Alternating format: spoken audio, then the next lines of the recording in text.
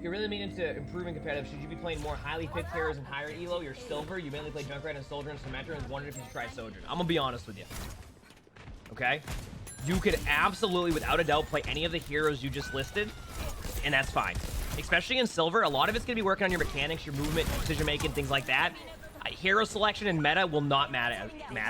There's my Boston accent. Will not matter as much. And then the reason why it won't matter as much is because, like, a lot of the meta comps are all good for multiple reasons. One, they're not missing on Sojourn, right? Two, it works together very well as a team comp, right? So, like, if I know they have an ultimate, right, which we've already tracked and called, like, if I know that has a long range. If I know they have an ultimate that we've already tracked and called, right? But like I know that more than likely my Kiriko will have Suzu. And if they don't, my Kiriko's gonna go, I have Suzu, right? So the team comp works with everything that is involved within that team comp. We know what's gonna happen. Or I know that, like, if I have a pocketed soldier getting 4 limbs every team fight, that I can pretty much sit here and talk to chat. It's meta-wise, a lot of reason why it works so well in high ranks is because the teamwork is very good. I don't think that ranked teamwork quite hits that, like, it's not going to be obviously as good as, like, when you watch, like, Contenders matches, Open Division, Overwatch League, etc. But the teamwork in ranked is pretty solid.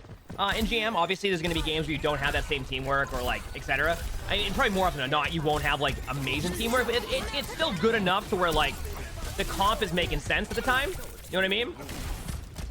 Where the comp is making sense still.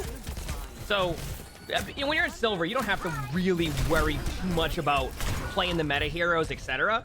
And truthfully, you don't really even have to in general in any rank, because I mean, we'll have Junkrat still dominating, Symmetra still dominating, you know, Pharah, Genji, you know, there will be heroes that are still played and played well.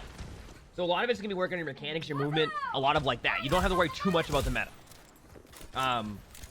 Generally, when we're talking about meta, a lot of the time, it's very much what we see in, like, I don't know, probably in Masters games too, probably, because you have to see a lot more of, like, no one can a lot of people trying to get the GM at that point, so you're starting to see more and more what's happening in the top 500 games and, like, the GM games, etc. So you start to play more of the meta anyway, but overall, you'll be fine.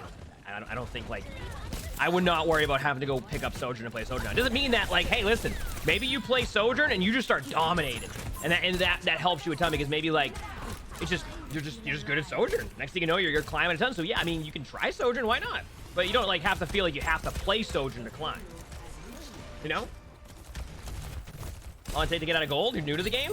I don't know. I think it's all gonna depend on how, like, much you understand, like, what's happening in the game, like what the heroes do, all that stuff. It just takes time.